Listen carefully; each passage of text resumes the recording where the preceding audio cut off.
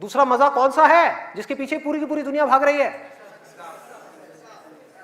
उसका ध्यान जाएगा सेक्सुअल प्लेजर्स की तरफ, सेक्स की तरफ।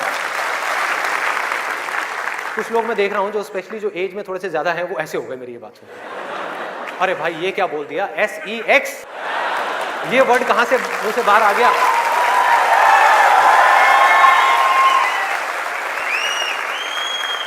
सेक्स में मजा है या नहीं है?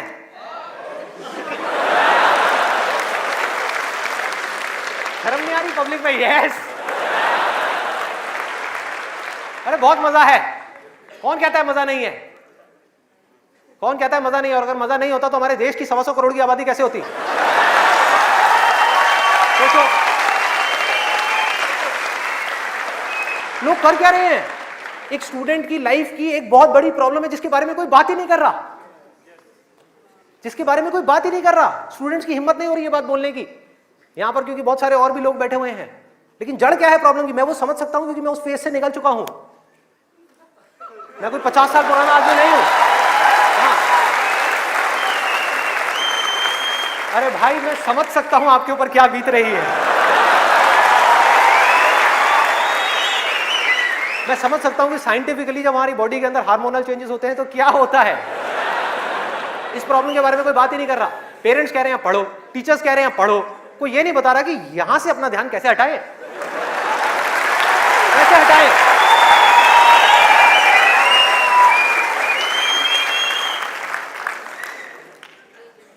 अब वो भी क्या बताएंगे, वो खुद अपना ध्यान नहीं हटा पा रहे वहां से।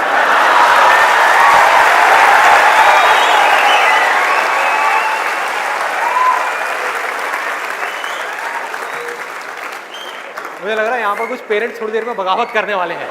भाई ये ज्यादा हो रहा है, हमारी संस्कृति में ये सब बातें अलाउड नहीं है, हमारे कल्चर में ये सब बातें फिट नहीं होती। कौन सा कल्चर, कौन सी संस्कृति? ध्यान से समझो क्या मैं बोलने वाला हूं। मैं बुराई नहीं कर रहा किसी चीज की, मैं सिर्फ इतना सा कह रहा हूं, कल्चर बनता है सिचुएशंस के अकॉर्डिंग। कल्चर जो बनता है, ट्रेडिशंस जो बनते हैं वो बनते हैं सिचुएशंस के अकॉर्डिंग। सिचुएशंस कल्चर के अकॉर्डिंग नहीं बनती भाई, इस बात को उनको समझना है कि ये जो कल्चर बना था आज से 1000 साल पहले वो बिल्कुल परफेक्ट था उस 1000 साल पहले वाले टाइम के हिसाब से। आज के हिसाब से कैसे भाई, कैसे लगाओगे इन सब बातों को यहां पर? आज के टाइम में कैसे अप्लाई करोगे? जब सेक्स करने के लिए आज से अगर हम पीछे चले जाएं, मे बी 500 साल पीछे चले जाएं, तो अगर आप पेरेंट्स हो, आपको अपने बच्चों को इन सब गलत कामों में जाने से रोकना है, अगर इसको गलत कहें तो, हाँ, इन सब कामों में जाने से रोकना है, तो आप क्या कर सकते थे? उसके हाथ पैर बांध करके उसको कमरे में लॉक कर दो, और जब शादी की एज हो उसकी फटाफट से शादी करा दो, या चाइल्ड मैरिज करा दो ना, जरूरत ही क्या है, आगे बढ़ने ही मत दो उसको, फटाफट से चाइल्ड मैरिज, 5-6 साल का है, चाइल्ड मैरिज कराओ, काम खत्म। उस टाइम के हिसाब से वो ठीक था, आज आप कैसे रोकोगे? और मैं सिर्फ सेक्सुअल प्लेजर्स उनकी बात नहीं कर रहा जो फिजिकल लेवल पे है, वो तो है ही है, एक मेंटल लेवल पे भी है कि if somebody wants to do that, आप रोक नहीं सकते अपने बच्चों को। उनके मोबाइल में, उनके लैपटॉप में, उनके कंप्यूटर में उनको सिर्फ कुछ बटन दबाने हैं, और बटन दबाने के बाद में अपने दिमाग में जो वो चाहे वो कर सकते हैं, उनको कोई नहीं रोक सकता। तो उनको कैसे रोका जाएगा? कैसे रोकेंगे? उससे बड़ी कोई पावर चाहिए उनको रोकने के लिए, बल्कि रोका भी नहीं जा सकता। उस माइंड को जो इधर जा रहा है कोई और डायरेक्शन दी जा सकती है। We can change the direction of the mind.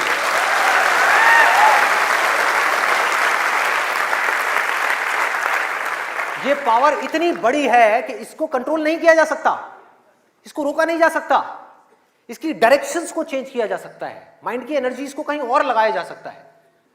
तो ये एक ऐसी पावर है जिसको डिजायर बोलते हैं। है डिजायर ही दोनों तरफ, अगर आप ध्यान से देखो जो भी मैंने अब तक कहा आज के सेशन में, है डिजायर ही। एक है कुछ पॉजिटिव करने का डिजायर, कुछ कंस्ट्रक्टिव करने का डिजायर, कुछ बनने का डिजायर, कुछ करते रहने का डिजायर, अपनी एनर्जी को बढ़ाने का डिजायर, और एक तरफ है अपनी एनर्जीज को वेस्ट करने का डिजायर, मजे लेते रहने का डिजायर। एक डिजायर है जो आपको नीचे ले जाएगा, आप धंसते चले जाओगे। एक डिजायर है जो आपको ऊपर उठा देगा, आगे ले जाएगा, परे ले जाएगा। धीरे धीरे यही डिजायर आपकी सबसे बड़ी पावर बन जाएगा, जो आज आपकी सबसे बड़ी वीकनेस है। और ये सिर्फ स्टूडेंट्स की बात नहीं हो रही यहां पे, कोई भी वो आदमी जिसके पास में करने के लिए कुछ नहीं है, जिंदगी का कोई मकसद नहीं है, उसका ध्यान इन्हीं चीजों की तरफ जाने वाला है और कहीं जा ही नहीं सकता। चाहे वो नशा हो, चाहे वो ये हो जिसकी मैंने अभी बात करी, इस वर्ड को कहने में भी डर लगता है, सेक्स, वो हो, उसके अलावा और कहां जाएगा ध्यान? खाने के ऊपर जाएगा, खाने के ऊपर जाएगा।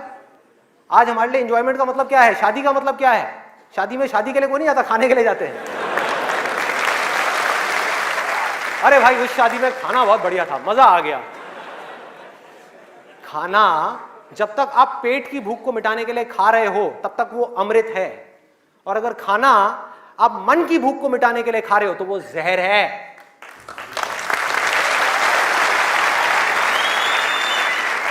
ये सारी बातें हमको पता है अंदर तक, लेकिन जड़ क्या है? करने के लिए कुछ और है ही नहीं, तो क्या करें? खाने में मजे लेंगे ना।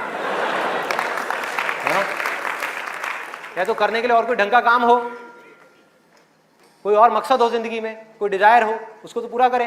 है ही नहीं तो क्या करें? यही करो ना, खाओ पियो मस्त रहो। एनर्जीज कहां चली गई? खाने के ऊपर चली गई, क्योंकि खाने में मजा है। कौन कहता है खाने में मजा नहीं है? अरे बहुत मजा आता है।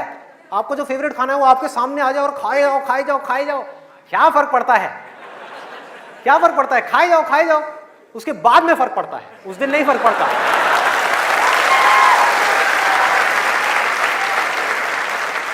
जिस आदमी की बॉडी ठीक काम नहीं कर रही, उसका माइंड किसी भी हाल में ठीक काम कर ही नहीं सकता,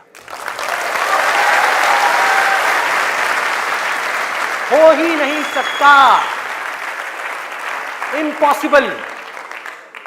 यही बात बुद्ध ने भी कही थी आज से 2500 साल पहले, कि अगर हमको अपने माइंड को क्लियर रखना है, शार्प रखना है, फोकस्ड रखना है, कंफ्यूजन्स को खत्म करना है, तो हमको अपनी बॉडी के ऊपर काम करना ही पड़ेगा और कोई दूसरा ऑप्शन नहीं है।